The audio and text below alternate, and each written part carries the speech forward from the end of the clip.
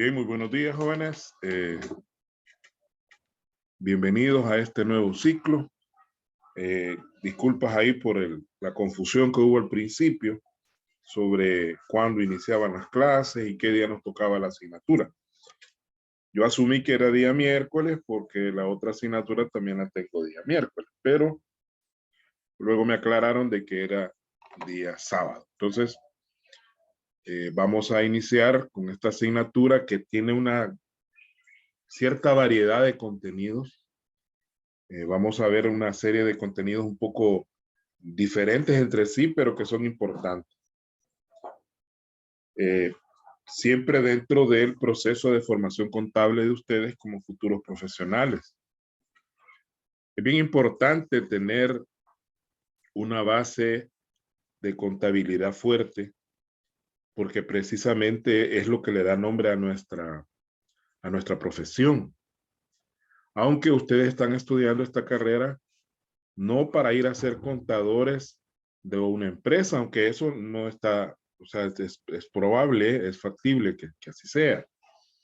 Pero también hay otras áreas como la auditoría, en la cual ya el aspecto contable ya se da por sentado, es decir, ya todo el mundo tiene que estar consciente de que la contabilidad es algo normal, natural, rutinario. Entonces, ahí es donde yo trato de fortalecer un poco esas habilidades o esas competencias contables que le van a permitir a usted poder analizar cuestiones un poquito más complejas, como en el caso de la auditoría, donde ya vamos un poquito más allá, donde ya la contabilidad para nosotros es una herramienta que nos va a permitir desarrollar nuestro trabajo y no en sí nuestro objetivo, no va a ser nuestro objetivo contabilizar transacciones, sino darle una revisión, una evaluación a esas transacciones con miras a un propósito un poquito más arriba, ¿no? Es un propósito, en el caso de la auditoría de estados financieros, que es una de las tantas auditorías que se pueden dar, porque la auditoría es un campo bastante variado. Se habla actualmente hasta de auditoría ambiental, por ejemplo, que muy poco tiene que ver con aspectos contables, pero si nosotros lo vemos desde el punto de vista de auditoría de estados financieros, pues si nosotros vamos a ir a determinar ciertos hallazgos, pues tenemos que tener clara la base contable que nos va a permitir verificar si estos hallazgos coinciden o no con el objetivo previsto. Entonces, esta asignatura, si bien es cierto, se llama Sistema Contable Computarizado, y quiero ser un poco honesto en este sentido. Un sistema contable computarizado tampoco es algo del otro mundo, ¿verdad? Yo creo que algunos de ustedes aquí en el grupo ya trabajan en contabilidad. Tengo así una breve noción de que algunos ya trabajan en esto. Y un sistema contable, pues es una aplicación computarizada en la cual nosotros podemos hacer registro de diferentes transacciones. Hay cierta forma en que funciona el sistema que es muy amigable, los sistemas son muy amigables, los que habían anteriormente eran un poquito más complicados porque eran hechos con base a ambientes MS2, no existía el Windows, por ejemplo, el primer sistema contable que yo conocí no estaba hecho en un ambiente Windows, sino de MS2, que era una cuestión un poquito más rudimentaria, más rústica. Ahora ya con las nuevas herramientas de programación, pues los sistemas tienden a ser un poco más amigables. De hecho, hay sistemas que generan los estados financieros de manera automática, hacen análisis de estados financieros de manera automática, hacen hasta presupuestos de manera automática. Entonces, no es en sí, aunque la materia se llame así, o sea, el nombre de la asignatura más responde a un aspecto de mercadeo, que muchas universidades dicen, bueno, hay que meterle esta palabrita de computarizado para que todo el mundo se sienta atraído y diga, ah, qué bonito, ¿no? Pero hay que aclarar de que no es la gran cosa, es decir, si usted, un sistema contable se puede aprender a utilizar en menos de 2 semanas, ya usted ya lo maneja, ya sabe cuáles son los diferentes menús, cuáles son los diferentes procesos que usted puede desarrollar.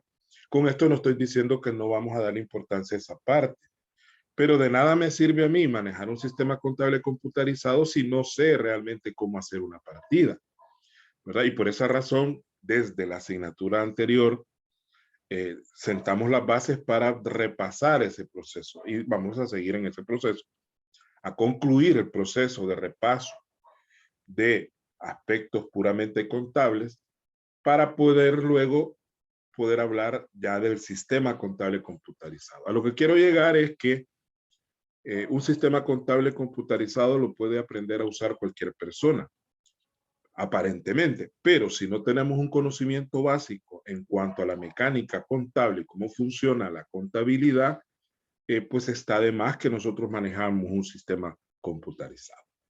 Desde ese punto de vista, vamos a iniciar, siempre la primera clase yo hago este panorama, presento este panorama general de la asignatura, cuáles son las unidades que vamos a abordar, porque también hay que aclarar que esta asignatura vino a sustituir otra en el pensum anterior que se llamaba organización contable.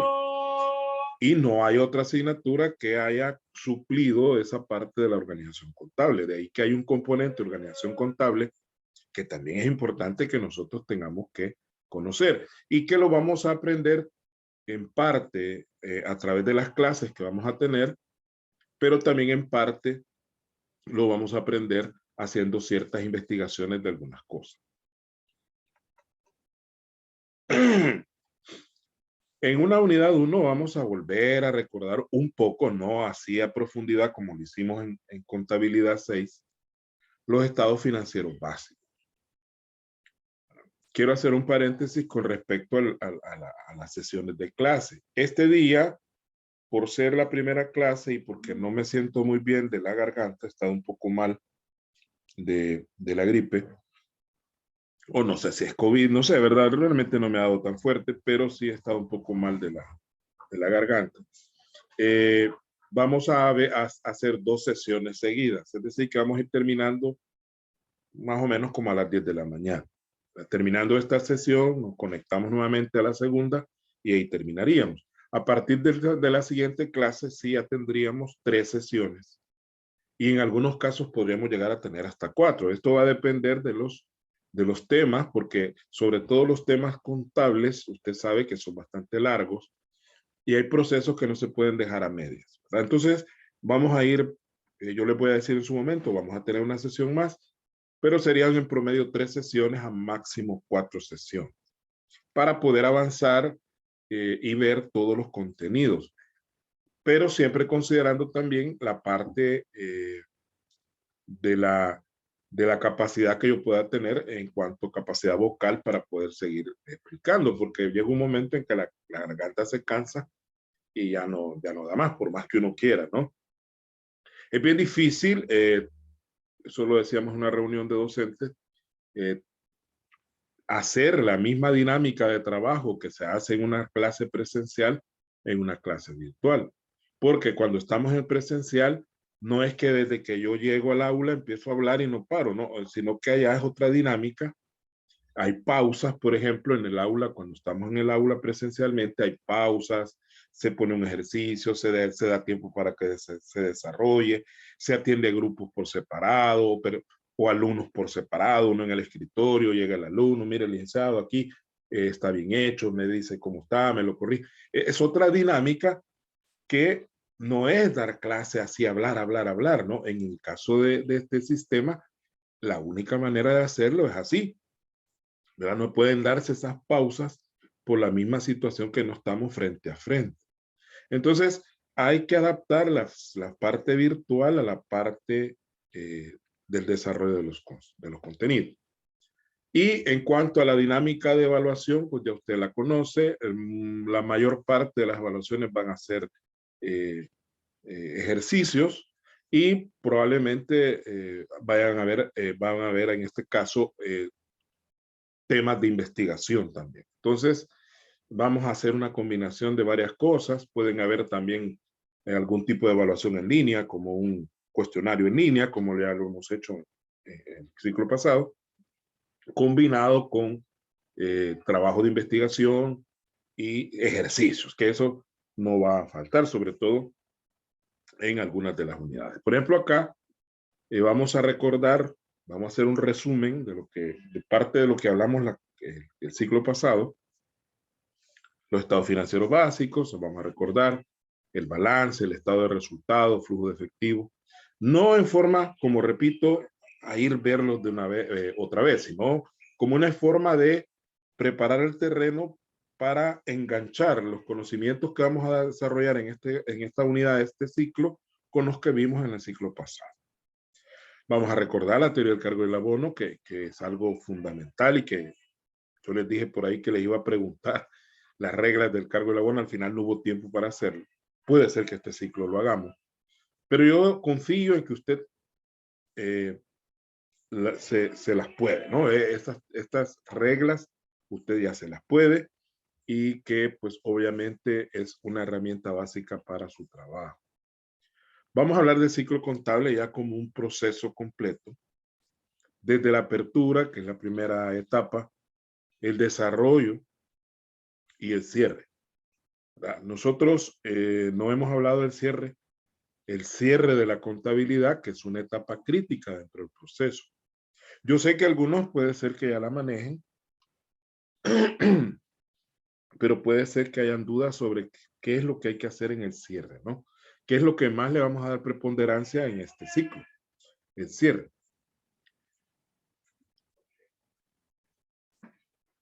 Luego, en la unidad 2, vamos a hablar de la organización contable, que antes era una asignatura aparte y que hoy, pues prácticamente con la creación de esta asignatura se fusionó todo ese conocimiento en esta asignatura. Y vamos a hablar de las obligaciones mercantiles y tributarias, es decir, cuáles son las obligaciones que básicamente un comerciante debe cumplir, porque es precisamente en esas obligaciones donde está la base de todo lo que vamos a analizar de la organización contable. Y vamos a retomar el Código de Comercio, que es donde están las obligaciones mercantiles, y vamos a hablar también de algunas obligaciones tributarias. Aquí es bien importante recordar algunos conceptos relacionados con el impuesto sobre la renta, el impuesto al valor agregado, sobre todo el IVA, que es el que más trabajo nos genera a nivel de contadores públicos. Quiero decirles de que mucha de la clientela que tiene un contador público precisamente busca servicios relacionados con el manejo del impuesto al valor agregado. Es decir, mire, licenciado, necesito legalizar los libros, necesito emitir documentos, ¿cómo puedo hacer?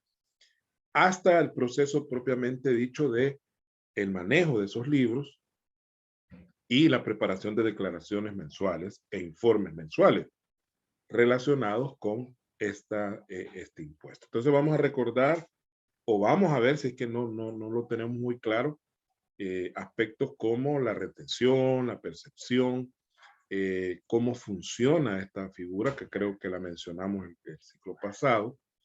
Sí, parece que sí la vimos como tema, pero también vamos a ver cuáles son los documentos que básicamente debe emitir un contribuyente del IVA a la factura y todos los sustitutos que existen de la factura, porque la factura tiene sustitutos. Por ejemplo, los supermercados generalmente no utilizan facturas, sino que sí utilizan facturas, pero para la mayor cantidad de transacciones utilizan el famoso ticket. ¿Qué tanta validez tiene un ticket de caja registradora? No siempre las cajas registradoras emiten tickets legales. Hay cajas registradoras que no tienen todas las características que legalmente deben tener para emitir tickets. Vamos a hablar de la factura de exportación, vamos a hablar de la factura simplificada y luego los demás documentos como el comprobante de crédito fiscal, notas de crédito, notas de débito, notas de remisión, comprobantes de retención. Entonces, todos esos aspectos los vamos a también a tomar. Y los libros, ¿qué libros se deben llevar? Como es el caso de pues, el libro de compras y los 2 libros de venta. Ventas con factura y ventas con comprobante de crédito fiscal. Sin obviar primeramente las obligaciones mercantiles, que también ahí vamos a incluir la ley reguladora del ejercicio de la contaduría pública, que es la ley que se creó hace más de 20 años y que tiene como propósito regular el ejercicio de la contaduría pública en El Salvador. Entonces vamos a hablar qué es un contador público académico, qué es un contador público certificado, cuáles son los requisitos que se deben reunir para ser autorizados, tanto para llevar contabilidades, simplemente eso, o ya ser auditores externos de una empresa, que es otra cosa diferente. Y cuáles son las atribuciones que tiene el contador público y cuáles son las prohibiciones que tenemos como contadores, que también es importante que eso lo entendamos. Entonces, como usted puede ver, el contenido aquí cambia un poquito porque ya no hablamos de contabilidad propiamente dicho, sino que hablamos de obligaciones legales. Luego viene el proceso de legalización, que este es un proceso que usted lo va a desarrollar. Vamos a organizar grupos de investigación donde vamos a ver, son hacer cerca de entre 9 y 10 trámites legales que hay que hacer para legalizar una empresa. Mínimo, ¿no? Pueden haber más, pero no menos. O sea, más de esos 10 trámites pueden haber dependiendo del tipo de empresa, porque no es lo mismo, por ejemplo, que usted quiera fundar una compañía ganadera a que usted quiera fundar un colegio o usted quiera, por ejemplo, poner una farmacia. Son cosas que le van a requerir cierta tramitología especial, ¿verdad? Por ejemplo, una farmacia hay que hacer trámite en el Ministerio de Salud, algo que probablemente en un colegio no sea así, porque ahí los trámites habría que hacerlos ante el Ministerio de Educación. Entonces, vamos a hablar sobre lo que es la escritura, que ya la hemos mencionado en las obligaciones mercantiles, ya vamos a haber mencionado la escritura de constitución, qué elementos lleva la escritura de constitución. Por ahí usted va a armar una escritura de constitución, obviamente ficticia, hipotética, relacionada a una empresa que usted, porque cada grupo va a idear va a tener una idea de una empresa ficticia, obviamente, pero que a la cual le vamos a aplicar todos los pasos. Vamos a nombrar un representante legal, ¿verdad? Los miembros del grupo van a ser socios. Entonces, ese es el primer punto, ¿no? La escritura. De ahí parte todo. Sin escritura de constitución no se puede hacer nada. Es decir, nada de los trámites legales que siguen se podrían hacer si no se tiene escritura. La escritura es básica para cualquier proceso de legalización de cualquier empresa, sobre todo si es una sociedad, que es lo más común. Porque si es una persona individual, pues el proceso se simplifica un poco. Aparentemente se simplifica, pero hay que aclarar de que en estos tiempos la asociatividad es importante. Ya no es tan conveniente financieramente crear una empresa como comerciante individual. Es más recomendable hacerlo como sociedad. Entonces, vamos a ver también el registro de contribuyente, tanto la obtención del NIT como la obtención del registro único, la obtención del número de registro de contribuyente, que es para los que van a declarar IVA. Vamos a ver también trámite en la Dirección General de Estadísticas y Censos, Ministerio de Trabajo, AFP, Seguro Social, Catastro Municipal. En fin, son 10 trámites básicos que hay que hacer. Y eso, pues, eso lo van a hacer ustedes paralelamente a través de esa investigación, que en su momento yo voy a dar una guía de cómo van a desarrollar ese trabajo. Luego nos vamos a meter al sistema contable, no computarizado todavía, sino que sería un sistema contable. O sea, ¿cuáles son las características y elementos que debe llevar el sistema contable, que también hay que legalizarlo? Entonces, ese sistema contable lleva una descripción, lleva aspectos generales, ¿verdad? Y luego viene lo que es el catálogo de cuentas y el manual de aplicación o manual de instrucciones, como también se le llama, que es la parte ya medular del sistema, que es donde está toda la codificación. Ahora, algunos dicen, bueno, lo ideal es que un sistema contable de una empresa X se genere desde cero. Al decir desde cero, pues que se haga una pequeña diagnóstico de la empresa. Eso debe ser el deber ser. Porque normalmente el sistema contable lo diseña un contador. No lo hace un empleado de la empresa. sino que generalmente se contrata a un contador público para que haga el trabajo. Entonces el contador público debería llegar a la empresa, crear una especie de diagnóstico a través de una encuesta, ¿verdad?, que se le puede pasar al personal, a todo el personal, para ir detectando cuáles son aquellos elementos que se van a considerar en el sistema. Porque en el sistema, pues básicamente lo que catálogo, vamos a tener activos, vamos a tener pasivos, patrimonio, ingresos y gastos, que son lo que ya nosotros conocemos, los elementos básicos del sistema. Ahora, ¿pero qué tipo de activos vamos a tener? ¿Qué tipo de pasivos vamos a tener? ¿O qué tipo de ingresos o gastos vamos a tener? Esto va a depender de la naturaleza de la empresa. No es igual, por ejemplo, un sistema contable para una fábrica de zapatos que un sistema contable para una empresa ganadera o para una cooperativa. Eso son dos cosas bien diferentes que requieren que el sistema lleve ciertos elementos particulares.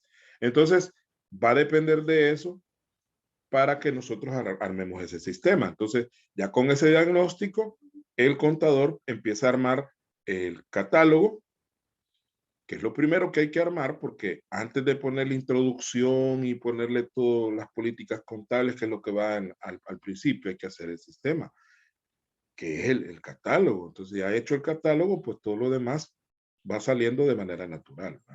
Las políticas contables que se derivan del mismo sistema. Pero ¿a qué quiero llegar? Que en nuestro medio, en nuestro país, y hablo por nuestro país porque no conozco la realidad de otros países, al menos no de primera mano, que lo que se hace es que nosotros nos contratan y entonces dice, licenciado, necesito que me haga un sistema contable. Entonces, ¿qué hace el licenciado? Y ahí que me perdonen mis colegas, ¿no? Lo que hacemos es ir a nuestra computadora o a nuestro archivo material, el gavetero, y buscar un sistema que hicimos, ¿verdad? Anteriormente de otra empresa del cual ya lo habían copiado de otra empresa y de otra y de otra. Porque generalmente es copia de copia de copia de copia de copia. Corta y pega, ¿verdad? Y le agregamos algunas cositas por ahí, un bonito nombre de la empresa y ya lo para aquí está el sistema. Y a veces esos sistemas tienen cosas que le sobran y cosas que le faltan, que es el otro problema. Es decir, no están adaptados a la realidad de la empresa que lo va a usar. Por un lado, hay cuentas a veces en los sistemas que nunca se usan. Yo creo que ustedes pueden verificar esto de primera mano, que cuando ven el catálogo de cuentas de la empresa donde ustedes trabajan, ven cuentas que esta cuenta nunca la hemos usado. Pero ahí está, ¿verdad? Porque el contador, el que hizo el sistema, dijo, metámosle esta usada, ahí pongámosle ahí, aunque nunca se usó. Pero eso no sería problema, porque si sobra, pues ni modo, no lo usamos, hay que quede. El problema es cuando el sistema carece de ciertos elementos. Es decir, hay cuentas que se necesita usar y que porque no existe, se usan otras cuentas que no son correctas. Entonces, ahí es donde viene el problema. Por eso es que usted va a tener esta experiencia, pero no le estoy diciendo que va a ser desde cero el sistema, pero que si va a tomar un sistema contable ya hecho, analice primero si está acorde a lo que usted va a necesitar en la empresa que supuestamente está fundando. Porque puede usted tomar para una empresa ganadera, pero va a tomar como base un sistema de una empresa ganadera que ya existe. Pero hay matices, es decir, hay cositas que ella tiene, esta no tiene. Entonces, todo eso hay que tomarlo en consideración. Y vamos a hablar también de algo bien importante que es el control interno, que muchas veces no se le da la importancia debida y por no tener un buen sistema de control interno, muchas empresas fracasan. Entonces vamos a explicar qué es el control interno, cuáles son los componentes que tiene el control interno y le vamos a agregar al sistema contable, aunque no es parte de él, ¿verdad? Pero dentro del mismo trabajo de investigación, vamos a agregarle ciertas políticas y procedimientos de control interno a ese manual que vamos a hacer, porque es como un manual el que vamos a hacer, para que lleve también ese componente importante que dentro del proceso de auditoría es básico, es uno de de las procedimientos de auditoría que debe estar siempre. Si hay 3 procedimientos de auditoría, me estoy metiendo donde no me están llamando, ¿verdad? Pero la auditoría es un área que a mí me gusta mucho y que siento que está un poco descuidada y que a veces no se le dan las herramientas suficientes al alumno como para decirle, vaya, tírese allá, vaya a hacer la auditoría de esta empresa. Bien difícil que un alumno, aún llevando las 3 auditorías que se llevan, o 4 en algunos casos, porque en otra universidad que yo trabajo son 4 auditorías, la 1, la 2, la 3 y el seminario de auditoría. No tiene, el alumno no siente que tiene la suficiente capacidad de ir a hacer una auditoría. ¿Y por qué? Porque no se le dan las herramientas. Entonces, hay 3 procedimientos de auditoría que tienen que hacerse sí o sí. El primero es la verificación de la toma del inventario. El inventario, cuando el cliente va a hacer el inventario, el auditor debe mandar gente para que verifique, no para que haga el inventario, sino para que verifique el proceso de cómo se hizo la toma del inventario. Y hacer pruebas selectivas de ese inventario a ver si este inventario está de acuerdo a lo que realmente es. O sea, ya se hizo el inventario, correcto. ¿Cuántas unidades hay del producto XYZ? No, hay tantas, vamos a ir a contarlas, contemos aquí, Sí, veré. O hay una diferencia, 2 de diferencia, eso es normal. Pero si aquí dice en el inventario, en el papel dice que son 5,000 unidades y a la hora de hacer la revisión solo hay 2,000, entonces ya hay una diferencia significativa que habría que verificar por qué razón existe, ¿verdad? Puede haber negocios ocultos, puede haber contrabando, puede haber ventas no registradas, en fin, empezamos a deducir una serie de cosas. Por eso es importante la toma del inventario. Luego la circularización de saldos, tanto de cuentas por cobrar como de cuentas por pagar. La circularización es un procedimiento a través del cual se hace una confirmación de saldos. Puede ser en blanco, dicen, puede ser positivas, negativas. Eso lo van a ver ustedes en auditoría. Entonces, le enviamos una nota al cliente, a los clientes, a ciertos clientes o a todos, depende de cuántos sean. Podemos usar muestreo para determinar, le decimos al cliente, fíjese que en nuestros registros, ¿verdad?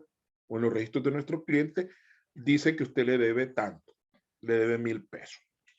Entonces el cliente confirma si es cierto que son 1,000 pesos o si es más o es menos. La idea es determinar si las cuentas por cobrar se están registrando correctamente o las cuentas por pagar, porque también se puede hacer este proceso con los proveedores. Y el tercer procedimiento de rigor, que siempre se debe hacer en toda auditoría, es el estudio y evaluación del control interno. Ahí es donde entramos con el control.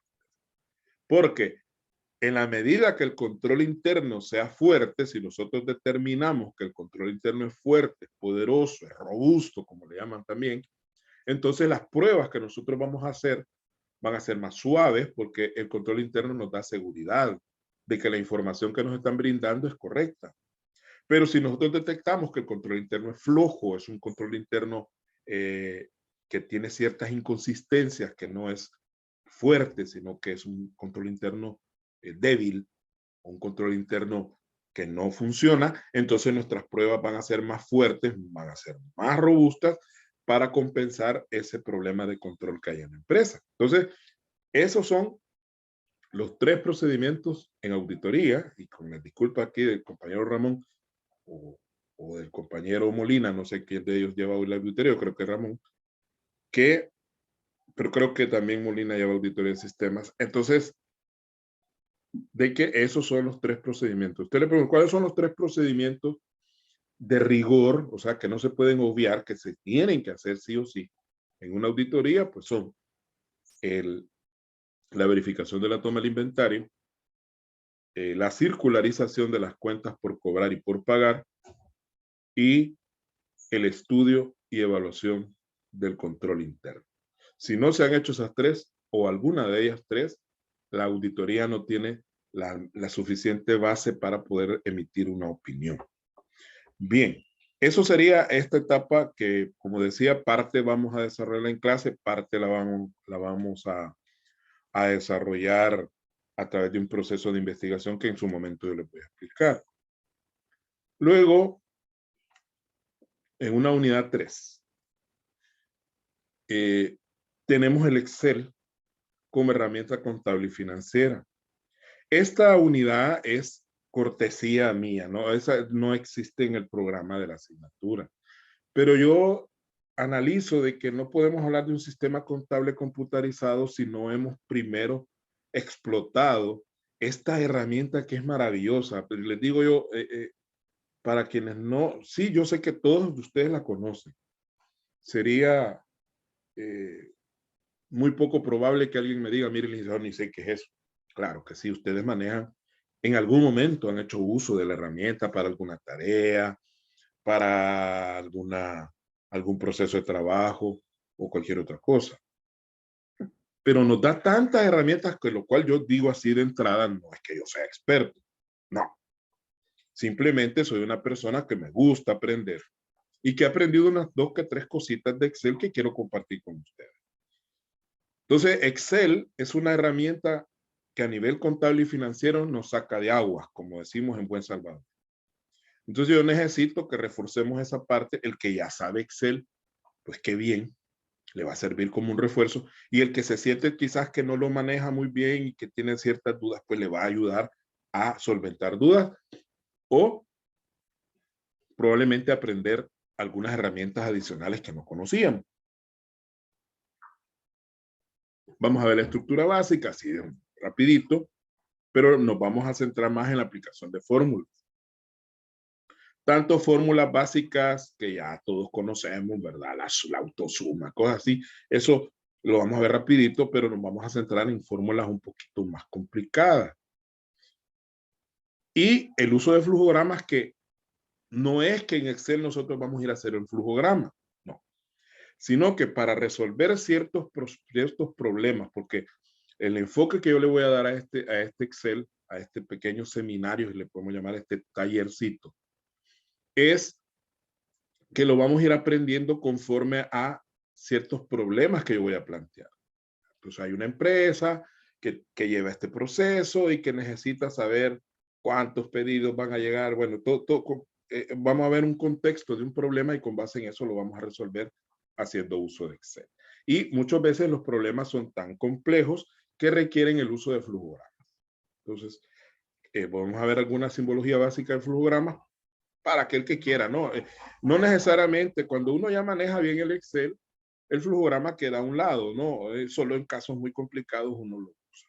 Más que todo cuando hay varias opciones para decidir y se usa la fórmula SI en forma anidada, que es donde más complicación da. Pero eso lo vamos a ver en su momento. Y la resolución de casos prácticos, que de hecho todo el taller se basa en resolución de casos prácticos. Yo les voy a enviar una guía donde van a estar cada uno de los temas que vamos a ver y basado todo en problemas. Y vamos a llegar a la última, solo son 4 unidades, pero muy gruesas, las unidades muy gorditas, que ya es el sistema contable computarizado. Vamos a buscar por ahí un sistemita que esté disponible, porque hay que aclarar que los sistemas contables pues son hechos bajo licencia, aunque en nuestro país pues no conocemos lo que es el respeto a las ideas de otros. Y generalmente pues lo que hacemos es hackear sistemas ya hechos por otras personas. Pero vamos a tratar de buscar un sistema por ahí amigable, que no sea tan complicado. Y vamos a ver los antecedentes, qué tipos de sistemas existen, así en general. ¿Cómo se hace la inicialización del sistema? Fíjense que no dice iniciación. Por ahí yo estoy en un grupo de ortografía y preguntaban que si era correcto decir inicio o inicialización.